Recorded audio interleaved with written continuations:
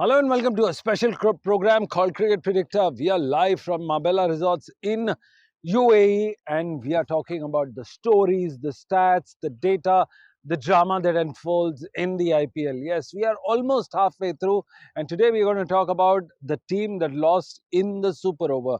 Yes, we are talking about Rajasthan Royals versus Super Giants Lucknow. This is the 36th match against Rajasthan Royals coming out of their three consecutive losses, desperate to bounce back. In the last match, a heartbreaking super over loss to Delhi, just one ball away from victory. Yes, now the big question is can Sanju Samson and his team marshal their army to put the enemy at rest? Not looks like, but against Chennai, they stumbled. LSG has had a checkered moments also. The key moments slipped through the fingers. They lost to Chennai Super Kings in the last time. So now it's redemption time. Can they seize the moment? Can they seize the opportunity?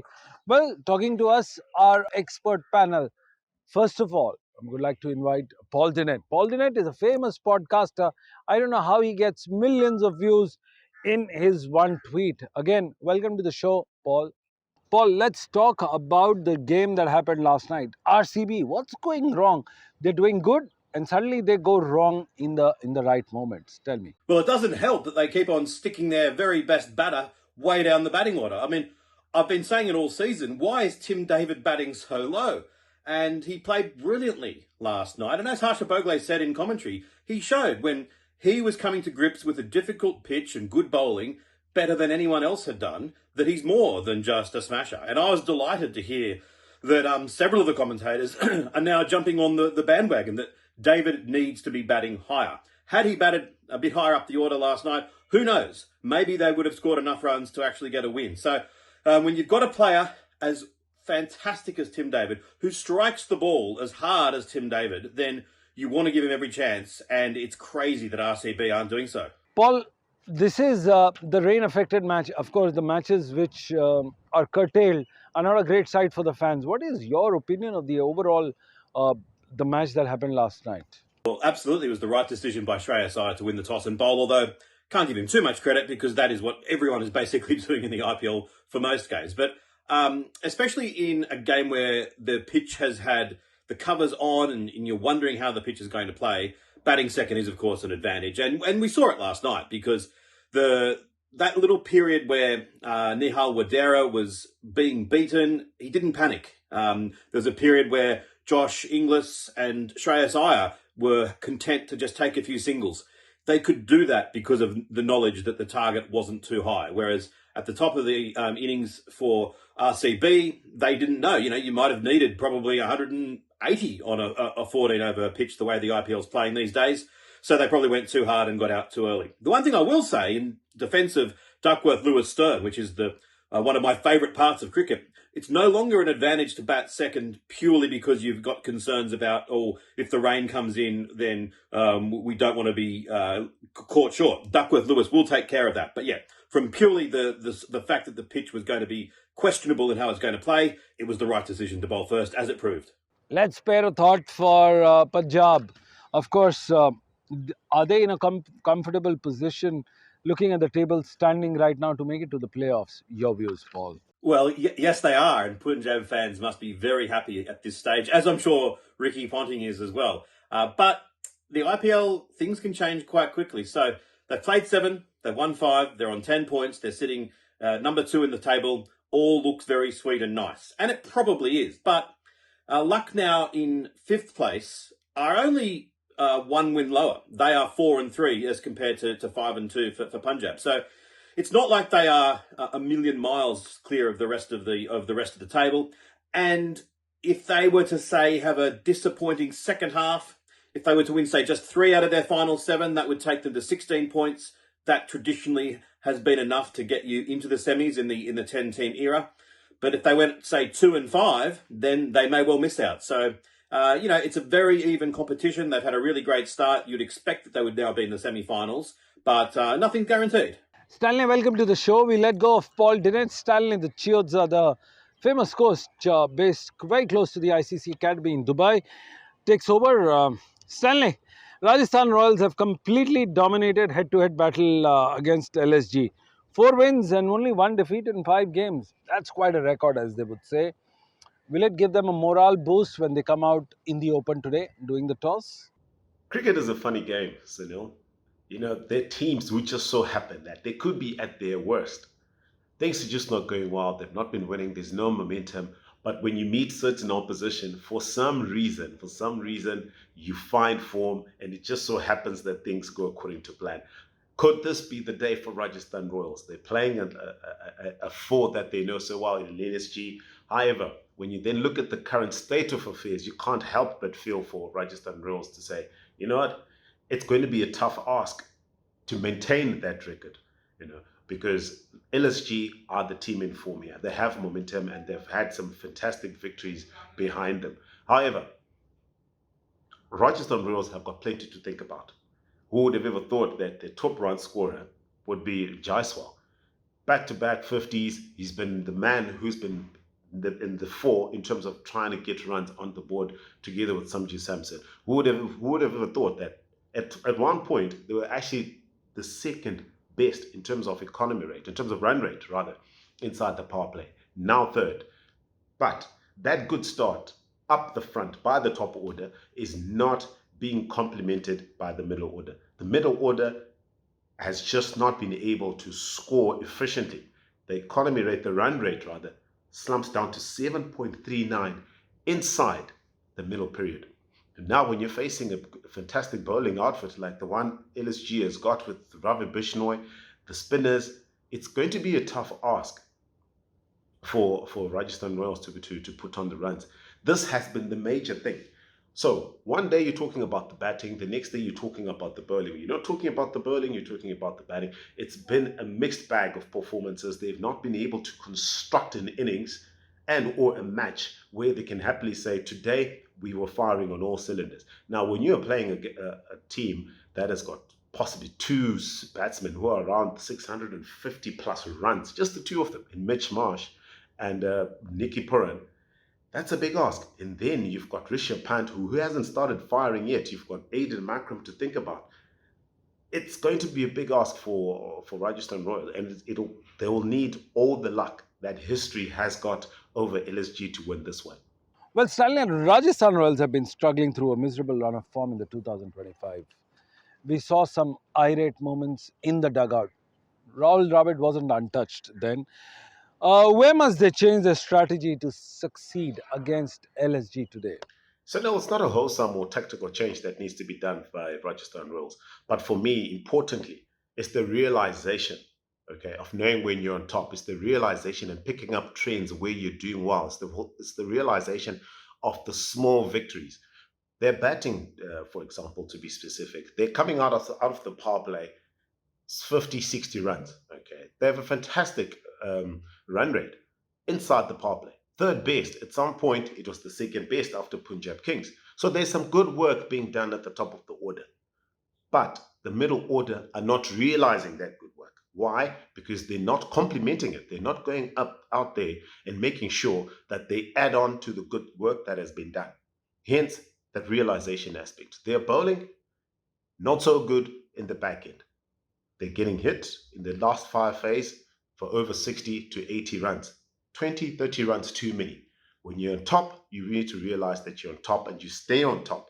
You know things have not been going well for you, whether it's batting or bowling. So, in the instance, with whatever it is that you're doing yourself, at that moment, you need to realize the small victories and try and grow the small victories.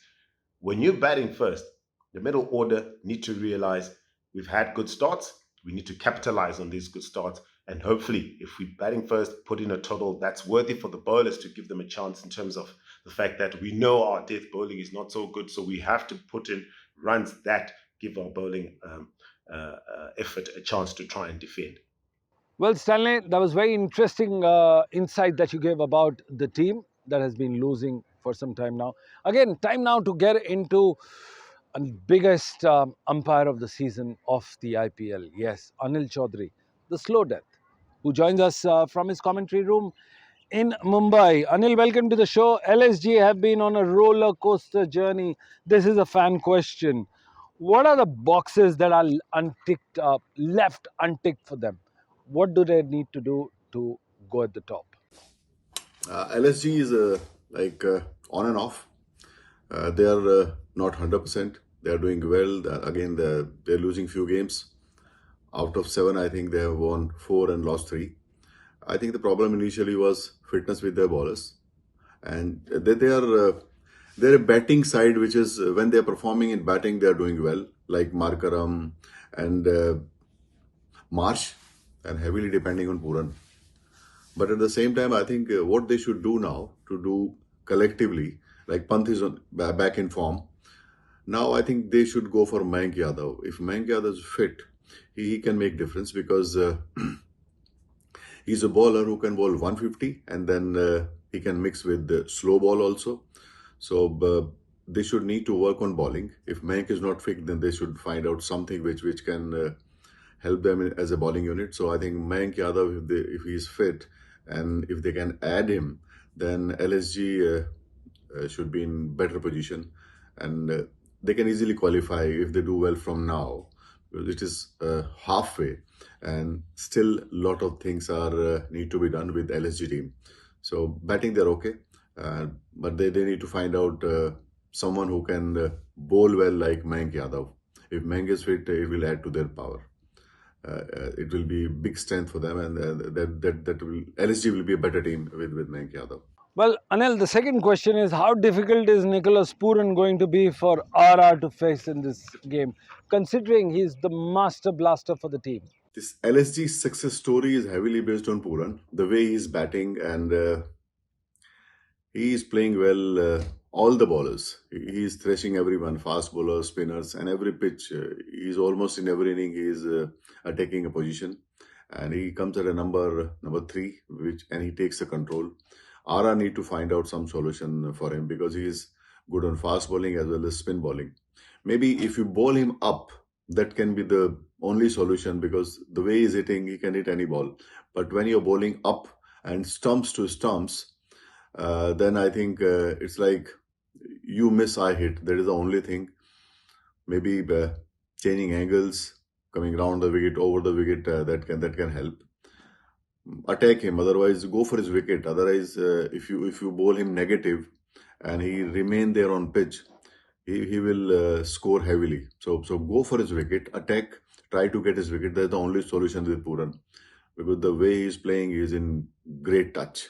Well, we'll let go of Anil Chaudhary for his commentary stint. It's time to get the former Indian off spinner, Noel David. Noel, welcome to the show. It's Rajasthan Royals versus LSG. Bowling first has been favourable decision so far in the Savai Mansingh Stadium, as the team chasing second has won 38 of the 58 games, I beg your pardon, in IPL thus far. What team seems to have a stronger bowling attack? Do you think that's going to make the difference between the toss win and the toss loss? Hi Sunil, of course, the Sarai Mansingh Stadium always been favorable to the bowling team which bowls first. It's because of the freshness of the wicket, the moisture in the wicket always help the seam bowlers to, do some lateral movements or get that skiddy bounce on the wicket. That's why a lot of teams, when they win the toss, they prepare to bowl first because later on it becomes a real good batting strip because of the dew which comes in later part of the evening in Jaipur. That's why the history itself says, out of 58 games, the team which batted second always been the winners with 38 games. So you can understand what the team would do when they win the toss. But looking at the bowling side of both the teams, I feel that LSG is much stronger in their bowling attack because they have Mitchell Marsh. You remember Mitchell Marsh is a great all-rounder. He's delivered to the Australian team with his bat and ball. He can bowl and he's giddy when he bowls. They have Shardul Thakur, who is among wickets. He's in great prime of his form. He's been always done well in the domestic season. So they have Avesh Khan, an experienced bowler. Then they have Akash Deep also who can be useful to the LSG in the bowling side. They have two good leg spinners. One is Bishnoi, young lad. You know, we all know what he brings onto the table when it comes to his leg spins. We have Digvish Singh, a new kid on the block who's making a name out of himself now, making a mark also. But other way, if you see RR, the bowling side is not that what LSG has. RR has Jofra, they have Sandeep Sharma, Asranga, Karthikeya. They don't have that experienced bowlers leaving these two, Jofra and Sandeep Sharma. Maybe Asranga in the spin department with he may be experienced, but Karthikeya is a new guy. We saw the other day what he can do. So I feel that LSG will have an upper hand in the bowling department, and I feel that RR needs to really bat well against these bowlers. Thank you, Noel. That was an interesting part to it. Let's understand the second question, Noel. Is the middle overs batting concern for Rajasthan Royals, considering they haven't won in the past, and especially against LSG? Huge concern for the Rajasthan Royals in the middle order. Uh, I feel that it's a concern for the management and the head coach and the batting coach also, because what the management and the support staff has expected out of the Rajasthan Royals batting unit, the I think the expectation was high, but unfortunately, the middle order is not clicking at present, because I feel that the start is in the power play. They are getting out to a flying start, because Yashasvi is back into form after that few games. Sanju Samsung is among getting those runs in the power play.